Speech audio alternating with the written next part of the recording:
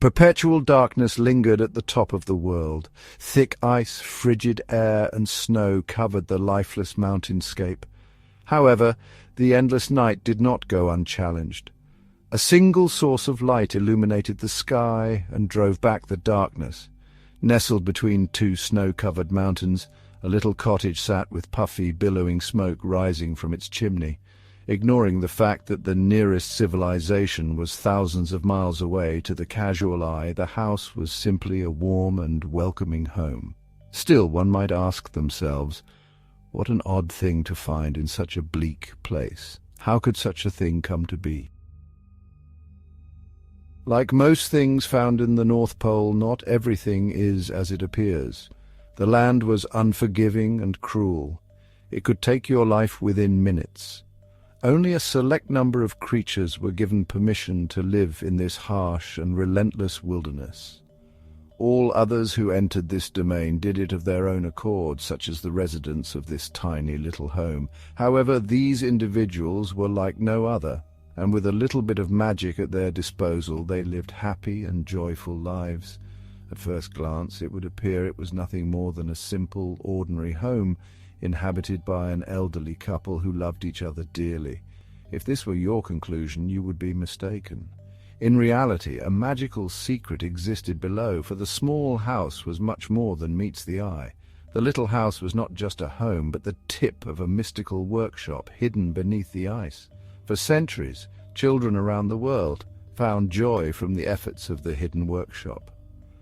All year round, tiny magical hands toiled and labored to create toys and playthings for all the good children of the world. Elves, the last of the magical creatures from old, dwelt within its walls and used their mystical nature to create wondrous and joyful things for Christmas morning. 3 days after the winter solstice, the old man would put on his heavy coat and boots, take to the air, and deliver his Christmas joy to every last child. Like everything in the cosmos, there must be a balance.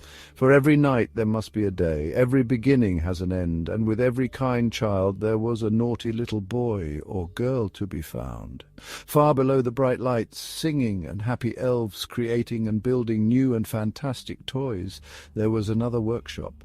There the warmth of the hearthstones could not reach. While the purpose of the upper workshop was to bring happiness, the other was dark and sterile. It too had a purpose. It was here where the masses of cheap and easily broken toys were made. There was no love put into these objects. Never would a child's eyes brighten with wonder and awe upon seeing these gifts on Christmas morning. In his wisdom, the old man knew that even a naughty child should not be forgotten during this time of goodwill. However, the old man was no fool and had no desire to waste his resources on such unsatisfying tasks. This responsibility was handed to the banished and exiled elves that inhabited the deepest bowels below the workshop, those with selfish hearts and greedy desires. Stripped of their immortality, they wasted away in the dark, with only the trinkets and flimsy materials to pass the time. Erhgra sat in the poorly lit corner of a tattered workbench.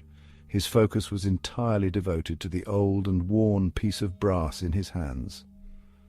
The clangs of his hammer hitting metal rang out and echoed through the dark halls and passageways. He pounded the brass sheet relentlessly until the metal slowly began to surrender its shape and bend to Erhgra's design. Suddenly the hammer flew out of the mad elf's grasp. He examined his limp hand, trying to will it back into his control. Fury filled his heart as he watched the necrotic flesh slough off his bony hand. He didn't have much time. His other hand was weak, but still capable of grasp. He reached into his toolbox and removed a long, warped nail and stabbed it into the back of his paralyzed hand. He pushed on the nail head until its tip broke through the skin and emerged through his palm. Immediately the pain surged and shot up his arm. The thick and rigid tendons loosened within his hand, giving him temporary use of his digits once more. The elf picked up his hammer and resumed moulding the shape of the brass plate. With each impact upon the brass, he poured his rage into his creation. How ironic that the product of his tireless work was meant for the ones he hated the most. His deteriorating body was fading fast. He possessed just enough magic to fuel the curse he would cast upon the object. When finished, his gift would be placed with the other junk toys and cheap trinkets. It would make its way to them and find a child on Christmas morning. The curse will take hold and slowly begin tearing apart their lives. It will channel their essence back to him and reignite his immortality. The object would pass from one child then to another, century after century. He had just enough magic left to evoke his curse. Erhgra had once lived and worked above. Like any other elf before him, he loved nothing more than to create beautiful and wondrous toys and gizmos. However, in his heart he wished that he could keep some of his creations for himself. One day his eyes fell upon a beautiful music box his friend de la Hilla had created. The music box was extraordinary, meant as a gift to a king's firstborn. It was magnificent, crafted from oak wood. It bore an elaborate gold design on each of its sides. When opened, a figurine of 3 children danced hand in hand to a beautiful lullaby around a magnificent Christmas tree. Erhgra had never desired anything more in his entire life. It filled his heart with jealousy. He became resentful that this precious and rare treasure would go to an undeserving human infant. The little girl didn't deserve it. It should go to him, he thought. So, under cover of darkness, Erhgra slipped into the work area and took the music box. Unable to sleep and anxious to put the finishing touches on his prized creation, de la Hilla decided to return to the workshop. To his surprise and shock, he caught the elf attempting to steal the special music box. De la Hilla was enraged, for greed and thievery amongst elves were extremely offensive and not tolerated. Erhgra begged his friend not to report his transgression, but de la Hilla was unmoved by the pleas and turned to tell the others of Erhgra's crime. Desperate, Erhgra did the only thing left for him to do. He grabbed a hammer and brought it down on his friend's head over and over again until no more life remained in the broken body. Despite his meticulous efforts to conceal his crime, he could not escape the sight and wisdom of the old man. Humiliated and dishonored, the elf was banished from the workshop, and his precious music box was taken from him and given to the little princess. Stripped of his immortality, Erhgra was cast into the cold and dark corridors of the other workshop to spend his remaining days, never to create a beautiful thing again. As the seasons passed, his hatred for all children grew and ate away at his sanity. He gritted his teeth, knowing that the children of man were given everything and he had nothing. Hunched over his work, Erhgra feverishly worked to complete his masterpiece. He stared down at the anvil and hammered down on the brass. Each strike brought the faces of a child into his mind. It lives in warmth. The blunt hammer formed the metal into a hollow cylinder. It stuffs its face with sweets and treats. Stumpy legs were welded into place. It gets everything it asks from Mummy and Daddy. A malformed head and crooked ears took shape. It gets anything its little heart desires. The brass surface was scrubbed of debris and grime. It gets everything it wants.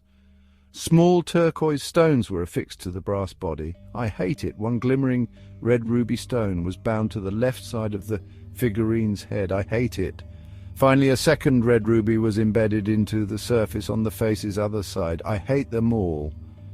In the glow of the fire, Erhgra held up the brass figurine. It was a disturbing representation of a rabbit. Its body was a lattice of criss-crossed brass strips, bejeweled with a pale blue turquoise stone at each intersection. Its head was malformed and gave the impression of a dead thing instead of a pleasant rabbit full of life. He placed the atrocious thing upon an open silver locket that contained a mirror on each of the hinged inner sides.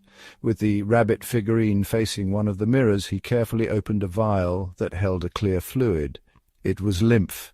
The lymph from an elf was the source of magic that flowed through their bodies, like that of blood from the second set of unique arteries found within its own circulatory system and pumped by a very special second heart. Only a few tiny drops fell out of the vial. It splashed onto the figurine and mirrored locket, illuminating them with a golden glow. Erhgra closed his eyes and spoke the words of wormwood in his elven tongue. The clear liquid turned black and stained the surface of both the rabbit statuette and silver locket. The glow turned a deep purple, then slowly faded. Pleased with the outcome, he gently placed a cloth over the object without making eye contact to obscure it from sight, and ever so carefully placed it in a small box decorated with holiday cheer. Finished with his work, Erhgra turned to leave, pushing past the corpses of several elves hanging upside down from the support beams of the other workshop. Their lifeless bodies drained completely of every last drop of magical lymph from slit throats. Erhgra's calculation had been correct. He had just enough magic to fuel the curse placed on the object. The mad elf smiled and began to laugh. For the first time in a very long time, Erhgra Etar's heart filled with anticipation at the approach of Christmas morning. The little girl sat in a large pile of torn wrapping paper from the many gifts she found under the Christmas tree. On the morning of December 22nd, Gabby awoke earlier than everyone else. She went downstairs and glared at the many presents that continuously tempted her. It was as if they teased and mocked her every time she looked at the colorful and beautiful wrapping paper. She would receive such a terrible scolding from her parents, but she couldn't wait any longer. At first it would only be one gift she opened, then it became two, then another and another. Before she knew it, all of her presents had been opened. Despite getting everything she asked for, the desire for more still was not satisfied. When Gabby stood, a small gift next to the base of the Christmas tree caught her eye. She could have sworn it had not been there before. The wrapping paper was worn and yellowed with age. Written in big words was a tag that said, "To Gabriella." It was like no other, and she surely would have seen it before now. Puzzled, she removed the wrapping paper and found a box that contained a smaller sealed box and a scroll. She opened the scroll and read, "Congratulations, lucky one! You are the proud owner of Pepe the rabbit. Pepe loves you and will be your best friend in the whole world. Pepe is a friend like no other, and he will give you everything your heart desires. To be Pepe's friend, you must listen to him and never disobey the following instructions. 1. Place Pepe on his locket facing the mirror. 2. Never look Pepe in the eyes. He is ever so bashful and only likes to see you through his mirror. 3. You may ask anything of Pepe 3 times. In 3 days' time he will grant any and all you asked of him. 4. Never look Pepe in the eyes. It bears repeating. He does not like it and will be upset if you disobey this rule. Remember, lucky little boy or girl, Pepe loves you. He loves you more than anyone else in the whole wide world. Pepe will make sure that no one will hurt you ever again.